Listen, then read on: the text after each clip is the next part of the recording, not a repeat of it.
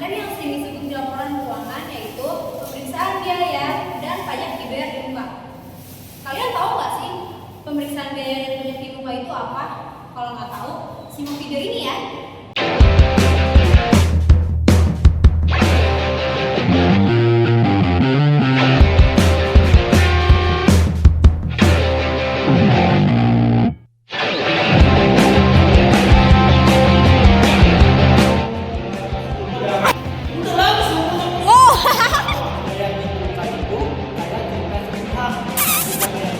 Saya Pak. Bagus Ki. Nah, jadi untuk juga. Baik Bu. Bapak.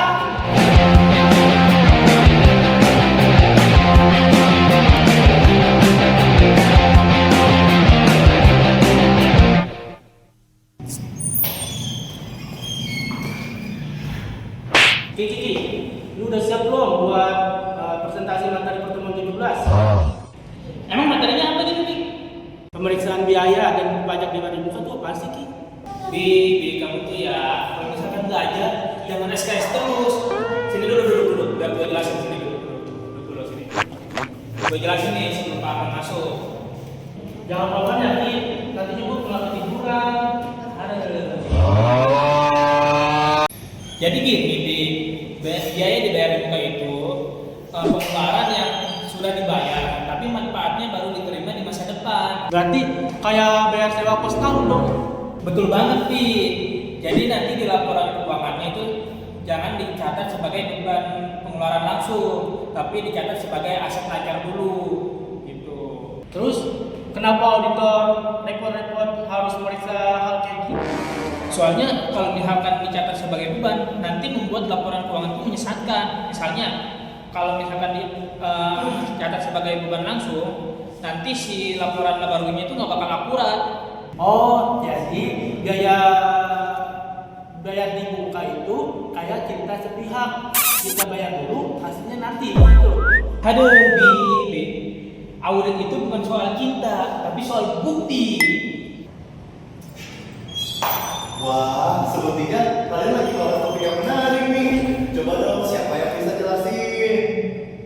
Saya Pak.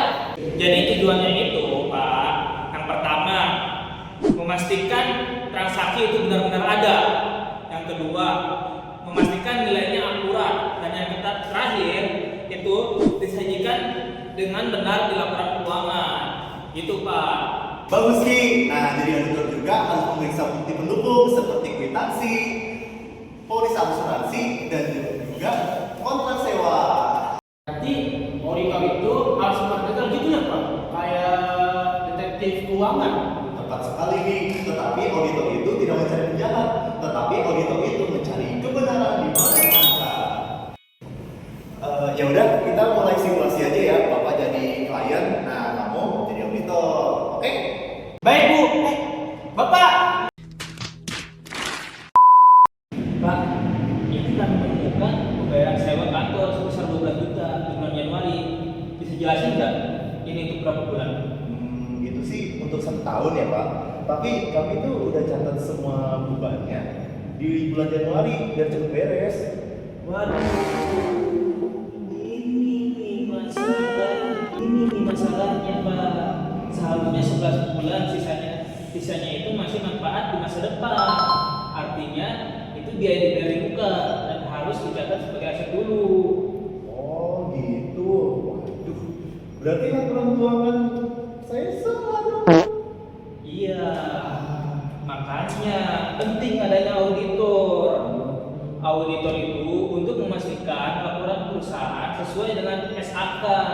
Kalau enggak, bisa menyesatkan pemakaian laporan keuangan, termasuk investor.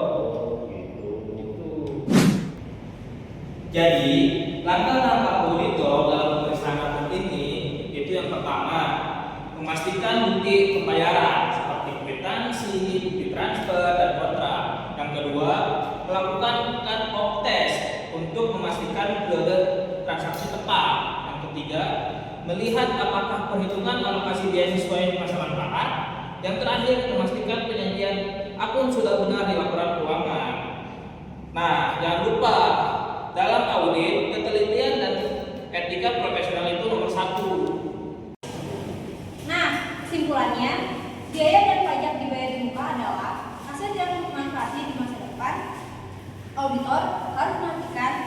Nilainya wajar dan disajikan dengan benar. Dan kalau salah catat, bisa bikin laporan keuangan jadi nggak kredibel. Jadi ingat, tugas auditor bukan hanya memeriksa angka, tapi menjaga kepercayaan publik.